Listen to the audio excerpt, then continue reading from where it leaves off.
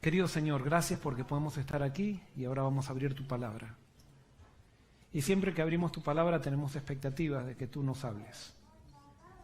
Cada uno de nosotros tiene una necesidad diferente y queremos crecer en tu gracia. Afina nuestro oído espiritual y haznos tomar decisiones para acercarnos a ti y para vivir la plenitud de la vida que nos ofreces. Esto te lo pedimos en el nombre de Jesús. Amén. El título de este sermón es Dios está en el control. Continuamente nosotros necesitamos confirmar este pensamiento, que Dios está en el control. ¿Por qué necesitamos confirmar este pensamiento? Porque cada vez que las crisis de la vida nos amenazan, comenzamos a dudar si Dios está en el control. Y por eso quiero invitarte a que hoy nuevamente te enfoques no en tus circunstancias, sino que levantes la vista al cielo y mires al Dios que te guía a través de las circunstancias que estás pasando. Y quiero comenzar con una frase que quiero que la repitamos durante todo el sermón. Dice, la victoria es solo para aquellos que ante una crisis se resisten a creer que Dios los ha dejado. ¿Podemos leerla todos esta frase? La vamos a leer todos. Quiero que cada vez que aparezca este slide, nosotros lo leamos. Dice así, la victoria es solo para aquellos que ante una crisis se resisten a creer que Dios los ha dejado. Porque mientras las cosas van bien, nosotros estamos muy agradecidos y todo parece bien, pero cuando viene la crisis, allí comienzan las dudas. Y allí comenzamos a pensar si realmente Dios está con nosotros o no. Y Dios quiere que entendamos que a pesar de las crisis, que a pesar de los problemas, Él no nos dejó y Él está en el control. Este es un mensaje tan importante que la Biblia, el primer libro de la Biblia comienza con este mensaje. ¿Cuál es el primer libro de la Biblia que se escribió? No es Génesis, es el libro de Job. El libro de Job es el primer libro que se escribe y es un libro para enseñarnos que a pesar de las crisis que podemos estar viviendo en la vida, si nosotros buscamos a Dios, Él sigue en el control y Él tiene un plan que se va a desarrollar. Lo único que nosotros tenemos que permitir es que Él sea el primero en nuestra vida. Y por eso el libro de Job, que comienza, es el primer libro de la Biblia que se escribió, tiene que ver con este tema. Y hoy tú puedes haber venido aquí a esta iglesia cargado por un problema que estás viviendo. Por una crisis familiar que tienes, una crisis económica, una crisis emocional, quizás tu estado de ánimo. Y hoy quiere decirte Dios que Él está en el control. Y Él quiere también afirmarte que si tú no dejas de creer que Él está en el control, tú vas a tener victoria, a pesar que ahora estés pasando por el medio de una tormenta. Recordemos el caso de Abraham. Él decidió ejercer fe en Dios. Salió de Ur de los Caldeos, pero después las cosas para Abraham no fueron tan fáciles como nosotros muchas veces pensamos que fueron para los personajes bíblicos. Imagínense un hombre que vivía en una de las ciudades más adelantadas de la época de Ur de los Caldeos. Se nos dice que Ur de los Caldeos ya tenía, incluso las casas tenían aire acondicionado, no eléctrico, pero estaban construidas de una manera que aprovechaban los vientos que venían y las casas no sé si decir se refrigeraban, pero se ventilaban a través de esos canales que creaban en las casas y la gente vivía con mucha comodidad. Es más, hasta había cloacas en Ur de los Caldeos, cuando todavía aquí tenemos pozos sépticos, todavía acá en College Hill todavía no tenemos cloacas, pero en Ur de los Caldeos había cloacas. Y Dios le pide a Abraham que deje todo eso para ir a un lugar que él no sabía cuál era ese lugar, para vivir como nómade, para vivir en una tienda. Mientras Abraham creyó, todo fue bien. Pero venida la crisis, ¿cuál fue la crisis de Abraham? Que puede ser tu crisis, una de las crisis más difíciles que vivimos como seres humanos. Cuando Abraham tuvo que vivir la crisis de la espera, su esposa comenzó a dudar, él también dudó, y como decimos en Argentina, metieron la pata. Comenzaron a pensar de que Dios quizás no estaba actuando en todas sus circunstancias y trataron de ayudar a Dios. Y eso les trajo problemas, les trajo complicaciones de vida. Y ellos, gracias a Dios, Dios nunca nos deja. Y Dios siempre está dispuesto a recibirnos. Cuando ellos nuevamente estuvieron dispuestos a ejercer fe, Dios tomó a ellos de donde habían estado, del lugar donde habían, o del lugar que habían generado al cual habían caído, los tomó de allí y los llevó al plan que Dios tenía para ellos. Porque Dios, si tú lo pones en primer lugar, siempre va a cumplir su plan en tu vida. No importa que hayas fallado 1000 veces, Él está dispuesto a tomarte de donde está y llevarte a donde Él quiere llevarte. José. Tú conoces la historia de José. Mira las circunstancias de José. Vendido por sus hermanos, traicionado, vendido como esclavo, llevado a un país. Y José se resistió a creer que Dios lo había abandonado. Él siguió pensando que a pesar de todo, Dios estaba. Y esa fe, esa actitud en Dios, lo llevó a ser bendecido en la casa de Potifar. Pero cuando estaba en el clímax de lo que un esclavo podría poder esperar, en el clímax del éxito de un esclavo, directo a la cárcel. Y allí en la cárcel se resiste a pensar de que Dios lo había abandonado. Y porque se resistió a pensar que Dios lo había abandonado, sacó provecho de la tribulación que pasaba en la cárcel. Y lo llevó Dios a gobernador de Egipto. Y cuando estaba de gobernador de Egipto podría haberse conformado a decir, bueno, esto es todo lo que tengo, pero él se resistió a creer que Dios lo había abandonado con respecto a su familia. Y Dios le dio la familia. ¿Por qué Dios es así? Dios tiene un plan para ti, pero ese plan no se va a ir dando a través de un camino de pétalos de rosa. Para llegar al plan de Dios vamos a tener que pasar por tribulaciones, vamos a tener que pasar por problemas, vamos a tener que pasar por pruebas. Y si nosotros nos resistimos a pensar de que Dios nos dejó, nosotros vamos a llegar a la victoria. Moisés. Dios le había prometido que él iba a ser el que iba a restaurar a Israel, pero él metió la pata también, se desesperó. Y allí lo vemos cuidando ovejas en el desierto. Moisés se puede sentir como muchos de ustedes o yo nos podemos sentir a veces. Parece que teníamos una oportunidad grande y por nuestros errores la pisoteamos. Y como que eso todo se hizo añicos. Sin embargo, Moisés se resistió a creer que Dios lo había dejado. Y porque se resistió a creer que Dios lo había dejado, Dios cumplió su plan con Moisés. Lo mismo pasó con David. Dios le dijo que iba a ser el rey de Israel. Sin embargo, cuando parecía que había ganado a Goliat, que Dios estaba manifestando, parece que comenzaron los problemas en la vida de David como nunca antes. Es más, el mismo rey al que tenía que suceder lo comienza a perseguir. Y lo comienza a perseguir de una manera que quería matarlo realmente. David podría haber desconfiado. Es más, cuando Saúl muere, todavía David no es coronado rey de Israel. David tenía que esperar porque pasó por muchas crisis, pero David se resistió a creer que Dios lo había abandonado. ¿Podemos leer todo esto? La victoria es solo para aquellos que ante una crisis se resisten a creer que Dios los ha dejado. La victoria es solo para aquellos que ante una crisis, esta es la parte principal, ante una crisis. ¿Cuál es la crisis que estás viviendo? Por favor, en el nombre de Jesús, hoy yo te pido que no pienses que Dios te abandonó. No bajes tu fe. Levanta la vista de tus circunstancias y ponla en Dios. No te centres en lo que está pasando. Céntrate en aquel que te está guiando. Pero es que este problema me lo traje yo. No importa. Levanta la vista al cielo. El gran problema se da cuando vivimos cosas que no entendemos.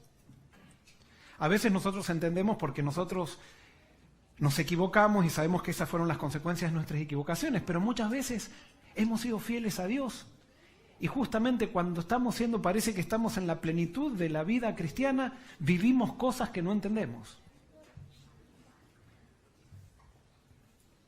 Eso le pasó también a un personaje de la Biblia que se llamaba Habacuc. No hablamos mucho de Habacuc, pero ¿saben qué? Uno de los libros que más impactó la historia del mundo y la historia del cristianismo, que se llama el libro de Romanos, escrito por el apóstol Pablo, está basado en el libro de Habacuc. ¿Y cuál era el problema que tenía Habacuc? Habacuc tenía un problema. Él iba a la iglesia y veía que la iglesia estaba corrupta. Y el pueblo de Dios estaba corrupto. El pueblo que decía seguir a Dios seguía los principios del mundo y decía seguir a Dios. Y Habacuc se desespera y dice, esto ya no puede ser más. Yo soy profeta tuyo, Señor, y resulta que tú parece que no haces nada. Cada vez parece que los líderes son más corruptos.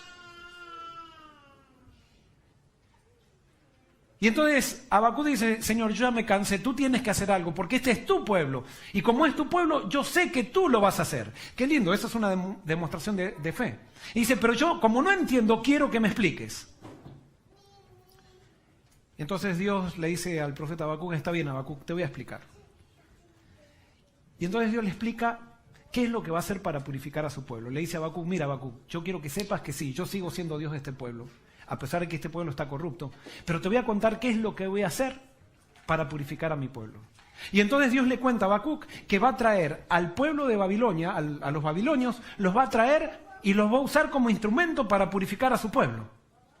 Entonces cuando Habacuc escucha eso, ¿qué responde? Habacuc dice, no Señor, ¿cómo vas a traer a los babilonios incircuncisos a purificar a tu pueblo? No puede ser que hagas las cosas así, tienes que buscar otro método. Entonces Dios le dice a Habacuc, ¿te das cuenta? Tú me pediste que te explique, cuando te explico, tú no lo aceptas. ¿Sabes por qué no lo aceptas? Porque mis pensamientos son más grandes que tus pensamientos y mis caminos más grandes que tus caminos. Tú no los puedes entender.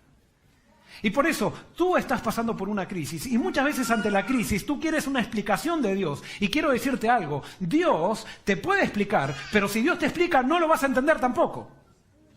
Porque los caminos de Dios son más altos que tus caminos. El gran problema de tú y de mí es que queremos entender a Dios y queremos entender los caminos de Dios. Eso no va a ocurrir nunca. Dios nunca te pide que lo entiendas. Dios te pide que lo aceptes y que lo conozcas, pero no que lo entiendas.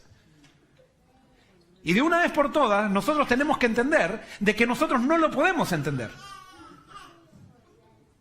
Y justamente cuando no entendemos es que Él nos está guiando. Pero a nosotros nos gusta entender todo, nos gusta hacerle un plan a Dios y le decimos, Señor, a ver, aprueba mi plan. Y cuando Dios no hace las cosas como nosotros queremos que las haga, nos enojamos con Él, como Habacuc. Entonces, Dios le dice, mira, esto es lo que voy a hacer, te guste o no te guste, Habacuc, es lo mejor, yo sé que es lo mejor. Y entonces dice, y yo lo único que te pido es que vivas por la fe, el justo por la fe vivirá. Y entonces después Dios le da un consejo a Habacuc, mira, tú te estás quejando de lo que voy a hacer. Dice, Jehová está en su santo templo, calle delante de él toda la tierra. En otras palabras, Habacuc, cállate. ¿Y sabes lo que te dice hoy Dios? Cállate. Quédate en silencio, porque yo estoy en el control, a pesar que no lo entiendas. ¿Y saben qué? El libro de Habacuc termina, yo no lo anoté ahí, pero vamos a buscarlo, Habacuc. Termina como uno de los pasajes más lindos de la Biblia.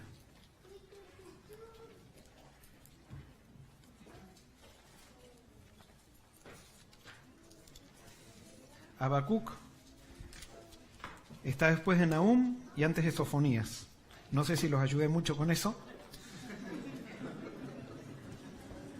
Habacuc, capítulo 3,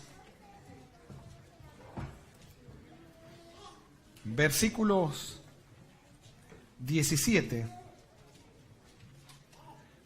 Fíjense cómo termina este libro. Aunque la higuera no florezca, ni haya fruto en las vides, aunque falte el fruto del olivo y los labrados no den mantenimiento, y las ovejas sean quitadas de la majada, y no haya vacas en los corrales, con todo yo me alegraré en el Señor, y me gozaré en el Dios de mi salvación. Dios el Señor es mi fortaleza, que me da pie ágiles como de ciervas y me capacita para andar sobre las alturas. En otras palabras, Habacuc dice, aunque me falte todo, aunque la higuera no dé higos, aunque no tenga vacas, aunque se me acabe la cuenta del banco, aunque me quede sin carro, aunque tenga que caminar, aunque no sepa con qué pagar el préstamo, con todo, yo me alegraré en Jehová. Con todo yo me alegraré en Jehová, porque entiendo, dice Habacuc, que Dios está en el control. Y con el hecho de ejercer fe de que Dios está en el control, ya tengo la suficiente fuerza como para andar por las montañas como una cierva. ¿Qué es andar por las montañas como una cierva? ¿Vieron alguna vez los videos que hay del tsunami? La gente cuando hay una alerta de tsunami, ¿qué hace? Busca el lugar más alto. Y desde el lugar más alto se filma lo que pasa por el tsunami y pasa el tsunami por abajo. Y los que están en la montaña ven pasar el tsunami, pero no son agarrados por el tsunami. Cuando tú estás con Dios, Dios te levanta una montaña. Y puede haber crisis, puede haber problemas, puede haber desgracias, pero tú estás por sobre la crisis, sobre los problemas y sobre la desgracia. ¿Por qué? Porque te has resistido a creer que Dios te ha abandonado. Y cuando tú te resistes a creer de que Dios te ha abandonado, entonces tienes victoria. Y leemos de vuelta, la victoria es solo para aquellos que ante una crisis se resisten a creer que Dios los ha dejado. Hay una frase muy linda de Elena de White que dice, no tenemos nada que temer por el futuro, salvo que hayamos olvidado la manera en que Dios nos ha guiado en el pasado. ¿Por qué estás hoy aquí? ¿Cuántas crisis has tenido en tu vida y sin embargo hoy estás aquí? ¿Qué pasó con las crisis del pasado? ¿Las superaste? Ahora, si superaste las crisis del pasado, ¿por qué no vas a superar las crisis de hoy? Es porque te has olvidado. Y ese era el gran problema del pueblo de Israel. Tenía el problema de las moscas. Ustedes vieron a las moscas, una las espanta y enseguida vuelven. Parece que se olvidaron de que siempre vuelven. Y entonces lo mismo pasaba con Israel. Israel veía a Dios, tenía el maná, tenía todo, pero venía una crisis y cuando venía la crisis, ¿en qué se centraba? En la crisis. Y se olvidaba de Dios. Y se olvidaba de todo lo que Dios había hecho. Y la crisis se hacía tan grande ante sus ojos que no podían ver al Dios que los estaba guiando a través de la crisis. Y eso es lo mismo que te pasa a ti y a mí. Nos centramos tanto en las crisis que tenemos que perdemos de vista a Dios. Y quiero decirte que hay una bendición tan grande que tú no te das cuenta que es tener a Dios. Y alguien puede decir, yo no tengo a Dios. ¿Sí? Con todos los problemas que me pasan, claro, ¿te das cuenta? Es que cada problema empiezas a dudar de Dios. Y Dios no te prometió una vida sin problemas. Lo único que Dios te prometió es que Él irá contigo. ¿Cuál es nuestra señal de mala actitud? ¿Cuál es la principal señal de mala actitud que tenemos? La principal señal es la queja. Y la puse en negro, así, sucia. La queja es la principal señal de que estamos dudando de Dios. Y yo quiero que evalúes tu vida, cada día que vives. Si tienes que contabilizar qué es lo que hablas, cuánto de queja tienes en lo que hablas y cuánto de agradecimiento tienes en lo que hablas. Y yo te aseguro que la persona que está viviendo desanimada, ¿qué es lo que hace la mayoría del tiempo? Se queja. Continuamente nos quejamos. Y con la queja lo que hacemos es agrandar los problemas. Y entonces los problemas cada vez se hacen más grandes, peores. Entonces yo sé que el que está pasando por una actitud negativa ya está enojado conmigo en este momento, ya. Porque empieza a pensar, porque usted, pastor, no sabe lo que estoy pasando. Y entonces empezamos a hacer todo con tal de quedarnos con la queja, porque la queja es adictiva, es viciosa. Y parece que nos da cierto alivio, la queja parece darnos cierto alivio en el momento, es como la droga, parece que nos da cierto alivio en el momento, pero cuando terminó el efecto de la queja, es como que necesitamos más queja para sentirnos de la misma manera que nos sentimos cuando hicimos la primera queja. Y entonces después necesitamos 3 quejas para sentir un poquito de alivio, y después 4, y todo el mundo que está alrededor se empieza a morir y a secar por tus quejas. Porque no hay nada peor para una persona que escuchar quejas. No se enojen conmigo, enójense con la profeta. Estamos en un mundo donde impera el sufrimiento. Dificultades, pruebas y tristezas nos esperan a cada paso mientras vamos hacia la patria celestial. Pero muchos agravan el peso de la vida al cargarse continuamente de antemano con aflicciones. Si encuentran adversidad o desengaño en su camino, se figuran que todo marcha hacia la ruina, que su suerte es la más dura de todos y que se hunden seguramente en la miseria. Así se atraen la desdicha y arrojan sombras sobre cuanto los rodea. Ahora, hay que entender el mensaje de esta cita. Esta cita dice que seamos cristianos o no seamos cristianos, todos, absolutamente todos vamos a pasar por problemas en la vida, ¿verdad? Todos. Pero ahí dice que hay personas que tienen los problemas normales, pero ¿qué más hacen? Dice que se los atraen también. ¿Cómo se los atraen?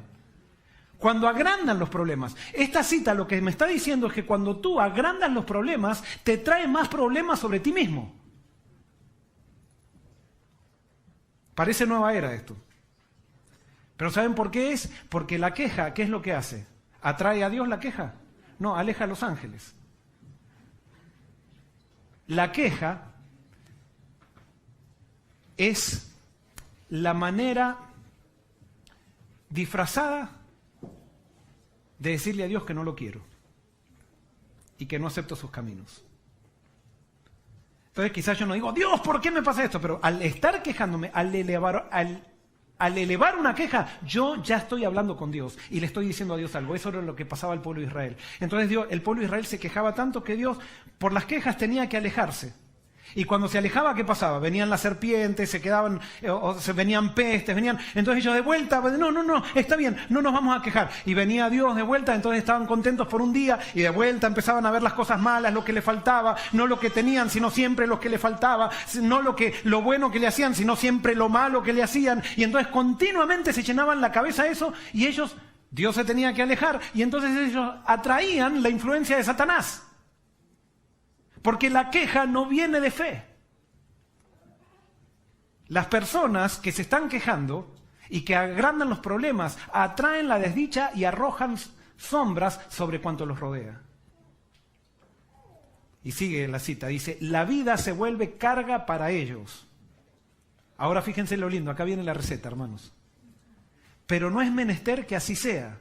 Tendrán que hacer, ¿qué? Un esfuerzo resuelto para cambiar el curso ¿de qué? De sus pensamientos, empezar a pensar de una manera diferente, empezar a mirar las cosas de una manera diferente. Pero el cambio es realizable, o sea, se puede. Y ahora fíjense lo que dice acá.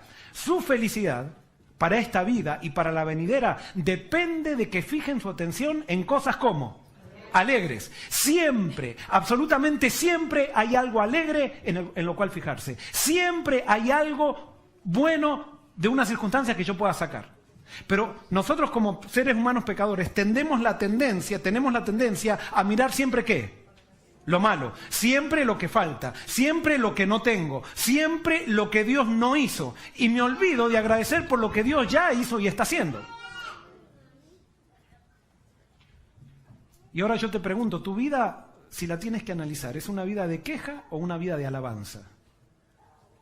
Acá dice que la felicidad nuestra para esta vida, para la vida venidera, si tú no cambias y yo no cambiamos nuestra manera de pensar con la ayuda de Dios para centrarnos en lo que Dios hace, puede ser que perdamos nuestra vida eterna.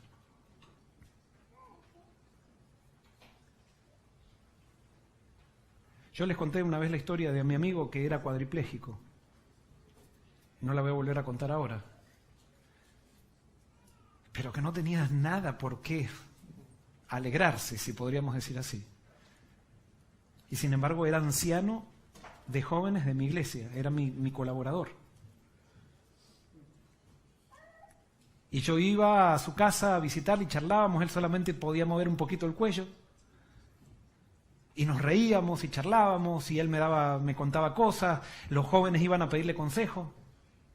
Él había decidido no creer que Dios lo había dejado, o sea, había decidido no aceptar el hecho que Dios lo había dejado. Y Dios le dio victoria a pesar de ser cuadripléjico. Y por eso tiene que ver qué es lo que estamos viendo, dónde está tu vista. Si tu vida no es feliz, no se debe. Bueno, puede haber alguna situación orgánica, que eso es otra cosa, pero si no hay una situación orgánica, te has acostumbrado a mirar lo malo y no a centrarte en cosas, como dice Elena de White, cosas como alegres. Fíjense, parece muy superficial este consejo, que es superficial, centrarse en cosas alegres. Sí, anda a vivir la prueba que yo estoy viviendo, anda a centrarte en cosas alegres, diría alguien. Pero esto lo dice una profeta. Y ahora entonces sigue diciendo, dejen ya de contemplar los cuadros lóbregos de su imaginación, consideren más bien los beneficios que Dios esparció en su senda, y más allá de estos, los invisibles y eternos. En otras palabras, siempre va a haber algo que Dios hizo por ti. Y eso tiene que ser suficiente para aferrarte y decir, Dios está en el control. Y esa es la seguridad de mi alegría. Esa es la seguridad de que de esto voy a salir. Esa es la seguridad de que todavía puedo ser feliz en medio de la prueba. Pero el problema es que nos centramos en lo que Dios no hace, no en lo que Dios hace o en lo que Dios hizo, sino en lo que Dios no hace, en lo que me falta. Y quiero decirte que esto es una tentación que tienes tú y que tengo yo. Me encantaría decir que yo ya pasé esta prueba y que... O sea, no. Y por eso esto también me lo estoy predicando a mí. Ahora, vamos a analizar cómo afecta esta actitud en nuestro matrimonio. ¿Cómo afecta esta actitud en nuestro matrimonio? ¿Cómo afecta esta actitud en esta persona que es que él siempre deja la tapa del inodoro levantada? Y entonces la deja. Escúchame, no hace nada bueno, hace. No, es que la tapa del inodoro ha tapado lo bueno que tú tendrías que ver en él. Solamente ves que el inodoro queda la tapa levantada y haces de la tapa del inodoro levantada como si fuera el gran problema. No agrandes los problemas, te estás atrayendo sobre ti mismo lo que tú quieres evitar. ¿Tienes problema con tu matrimonio? ¿Tienes problema con tu esposo o con tu esposa? Deja de mirarle las cosas negativas. Y vas a ver que te empiezas a centrar en las cosas que sí tiene, en las cosas que Dios le ha dado. Y vas a ver cómo se motiva a la persona para hacer más cosas, para dejar de hacer aquellas cosas negativas que tan grandes te parezcan. Pero tu problema es que estás centrado solo en lo negativo.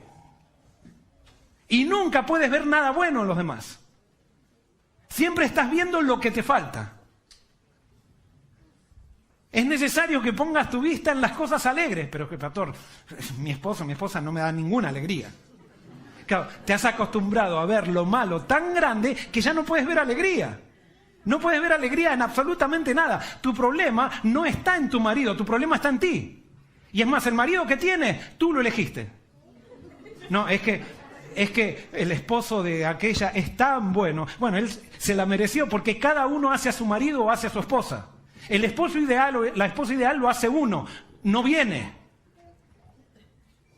Si tu esposa es como es porque tú la creaste así. Porque has visto siempre lo que le falta y no lo que tiene. Céntrate en lo que tiene, como dice acá, y vas a ver que pronto vas a tener lo que le falta. Es más, no te centres en lo que tiene para ver si alguna vez mejora esto. Me voy a centrar ahora. No, está bien, no importa que dejes la tapa del inodoro levantada y eso a ver si cambia lo otro. No, tú tienes que empezar a centrarte, no para conseguir cosas. Tienes que centrarte en las cosas buenas de la vida, en las cosas buenas de la gente, no en lo negativo. ¿Cómo nos afecta esta actitud con nuestros hijos? También, hermanos, con nuestros hijos es como que cuando ellos cometen un error... Se vino al mundo abajo. Se vino al mundo abajo. Yo utilicé el ejemplo en la mañana, pero lo voy a utilizar de vuelta. Supónganse, viene el nene en la adolescencia y dice, me voy a dejar el pelo hasta acá. Y entonces, supónganse que el chico se fue a estudiar y apareció un día con el pelo hasta acá de repente y los padres no sabían nada. Se hacen un problema, nos hacemos un problema tremendo por el pelo que se dejó hasta acá. Que no hace nada bueno, es solamente el pelo el problema. No, pero cuando cometen un error, y más si es un error social, porque cuando el nene se aparece con el pelo hasta acá, enseguida ¿en qué pensamos? ¿En dónde? ¿En qué día pensamos? Pensamos en el sábado. En el sábado, ¿en qué pensamos? ¿En el sermón que vamos a escuchar? No, ¿en qué pensamos? En las miradas de la gente. ¿Qué van a decir de mi hijo que se dejó el pelo hasta acá? Ahora les hago una pregunta. ¿En quién estoy pensando? ¿En mi hijo? ¿En quién estoy pensando? En mí. Y hermanos, hace poco estaba hablando con una persona que me decía, mi hijo se dejó... Y ojo, no está mal, el pelo largo no está mal ni nada por el estilo, ¿eh? O sea, Jesús usaba el pelo largo también. La pregunta es por qué usamos el pelo largo. Eso sí, tenemos que analizar el por qué no usamos corto o largo. Pero, o sea... La otra vez hablaba con una persona que me dijo que su hijo se tuvo que ir de la iglesia porque se había dejado el pelo largo. Y como que parecía que este padre y esta madre estaban de alguna manera relajados de que se haya ido. Tan siquiera se evitan toda la habladuría y todo eso. Hermanos, qué impresionante. Fíjense en lo que estamos centrando nuestra vista, nuestra religión. Si tú quieres tener hijos que realmente, y eso me lo digo a mí también, si yo quiero tener hijos que realmente crezcan, hijos que realmente estén motivados, hijos que vayan creciendo continuamente, no nos centremos en las cosas que no tienen, centrémonos en las cosas que sí, ya Dios les ha dado. Y vamos a encontrar que tienen muchísimas cosas para poder agradecer.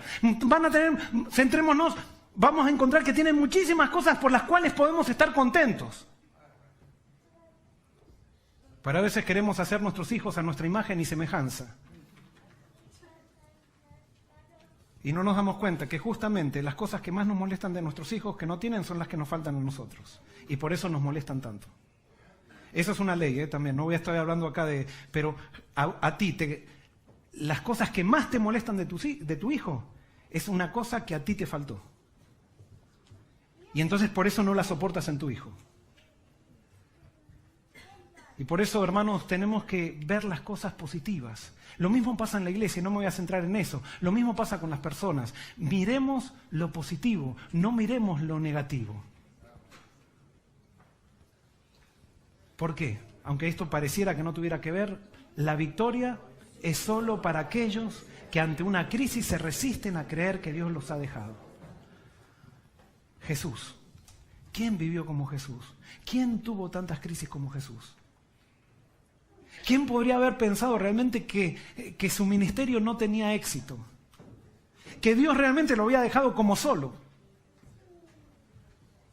Sin embargo, Jesús se resistió a pensar que Dios se lo había dejado. La primera tentación de Jesús tuvo que ver con eso, en el desierto. Satanás se acercó como un ángel de luz y le dijo, convierte estas piedras en pan si eres el Hijo de Dios. En otras palabras, Satanás le estaba diciendo, tú no debes ser el Hijo de Dios, mira qué demacrado estás. Si eres el Hijo de Dios, convierte estas piedras en pan. Entonces la tentación de Jesús era como decir, realmente, si Dios estaría conmigo, tanto me dejó, Él me tiene que dar la orden de que deje de ayunar, y tanto me dejó ayunando, acá me estoy muriendo de hambre. Y parece que Dios no me escucha. Y entonces Satanás le dijo, si eres el Hijo de Dios, convierte las piedras en pan. Si tú eres el Hijo de Dios, tú debes tener poder. Entonces, si tienes poder, entonces quiere decir que eres el Mesías. Dile a esas piedras que se conviertan en pan, y cuando se conviertan en pan vas a corroborar de que eres el Mesías y te las comes de paso. Y entonces Jesús dijo, yo no voy a hacer un milagro para creer que soy el Hijo de Dios. No me voy a independizar de Dios para creer que soy el Hijo de Dios. No me voy a fijar en las circunstancias de lo que estoy viviendo para creer o no creer que soy el Hijo de Dios. Yo voy a creer solamente en la palabra de Dios, que escuché hace 40 días que decía, tú eres mi Hijo amado en quien tengo complacencia. Y por eso no solo de pan vivirá el hombre, sino de toda palabra que sale de la boca de Dios. Y ¿sabes qué? Cuando estás pasando por una crisis, Jesús te dice, no solo de pan vivirá el hombre. Dios quiere que tú te aferres a la palabra. Tú eres hijo de Dios y Él está en el control. Por lo tanto, no te desanimes. Sigue avanzando mirando a Dios. Y ahora ahí está esta cita de Elena de White que es impresionante. Dice, la presencia del Padre rodeaba a Cristo y nada le sucedía que Dios en su infinito amor no permitiera para bendición del mundo. Esto era fuente de consuelo para Cristo y lo es también para nosotros. El que está lleno del Espíritu de Cristo vive en Cristo. Lo que le suceda viene ¿de quién? Del Salvador que le rodea con su presencia. Dice que a Jesús nada le sucedía que Dios en su infinito amor no permitiera. Cuando dice nada le sucedía, ¿a qué se refiere? A que todo lo que le sucedía venía de Dios. Todo. Y cuando digo todo, ¿es qué? Todo. Entonces, cuando a Jesús le estaban pegando un escupitajo, un soldado romano, y el escupitajo le estaba cayendo así por la cara. ¿Él qué pensaba? ¿Cuál era su consuelo?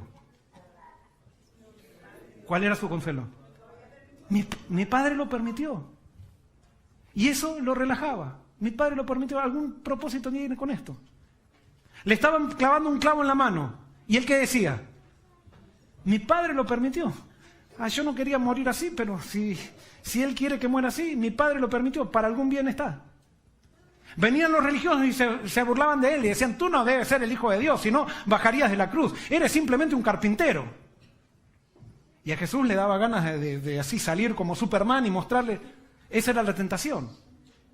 Sin embargo, Jesús decía, estas burlas, ¿quién las permitió? Dios.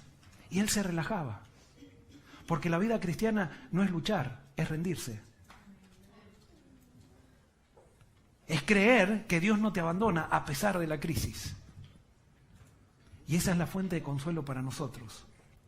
Dice, nada podrá tocarle al Hijo de Dios sin permiso del Señor. Todos nuestros padecimientos y tristezas, todas nuestras tentaciones y pruebas, todas nuestras pesadumbres y congojas, todas nuestras privaciones y persecuciones, todo, en una palabra, contribuye ¿a qué? A nuestro bien. ¿Cuánto? Todo. Todo lo que estás viviendo, toda esa situación difícil, toda esa situación con tus hijos, esa situación con tu matrimonio, esa situación financiera que tienes que no puedes solucionar, esa situación de salud, todo en una palabra contribuye ¿para qué? Para tu bien. Y debes creer esto. Cuando empiezas a dudar, es que empiezas a desviarte del camino. Y entonces la victoria es solo para aquellos que ante una crisis se resisten a creer que Dios los ha dejado. Dicen que había un rey que tenía un siervo que iba con él a todos lados. Pero este siervo era cristiano.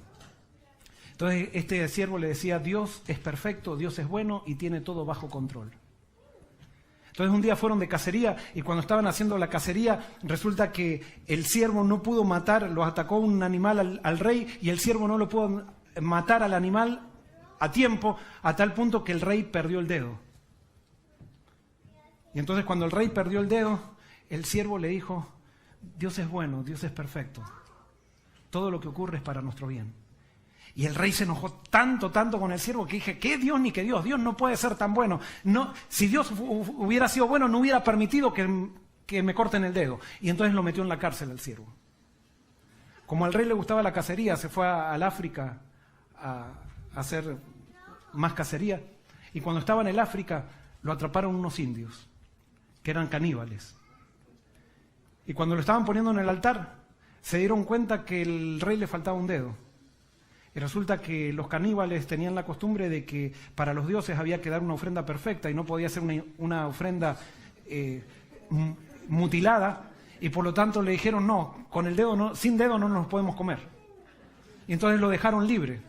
Y cuando lo dejaron libre, ¿de quién se acordó? De su siervo. Entonces cuando llegó a su reino le dijo, mira, quiero pedirte disculpas, si no hubiera sido por mi dedo, Dios es bueno realmente, porque si no me hubieran comido.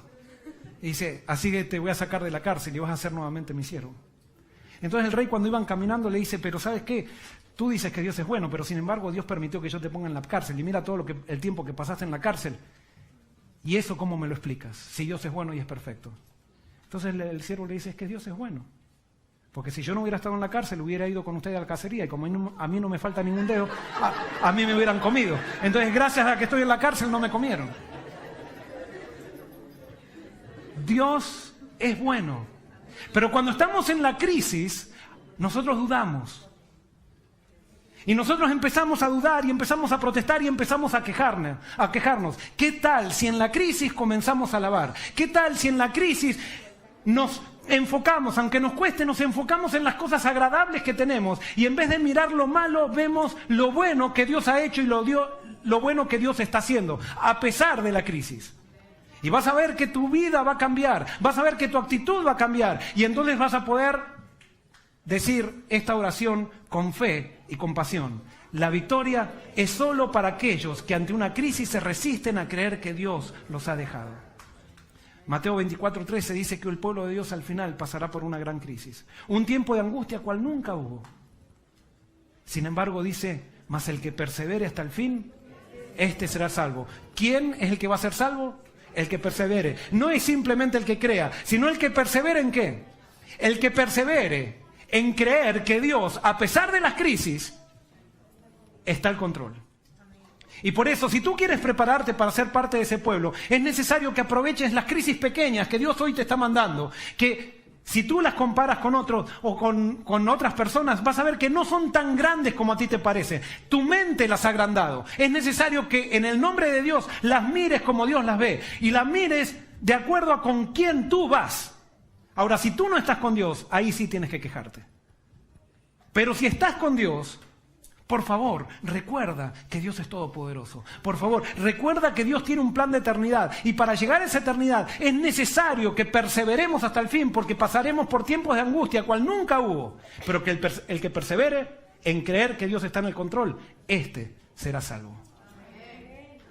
La victoria es solo para aquellos que ante una crisis se resisten a creer que Dios los ha dejado. Romanos 8:28, muy conocido. Y sabemos que a los que a Dios aman, todas las cosas le ayudan a bien. Esto es, a los que conforme a su propósito son llamados. Acá viene la condición. Hermanos, no es que todo lo que te sucede es porque Dios lo quiere así, sino que muchas cosas de las que te suceden, ¿sabes por qué te suceden? Es porque tú no has aprendido a poner a Dios en primer lugar.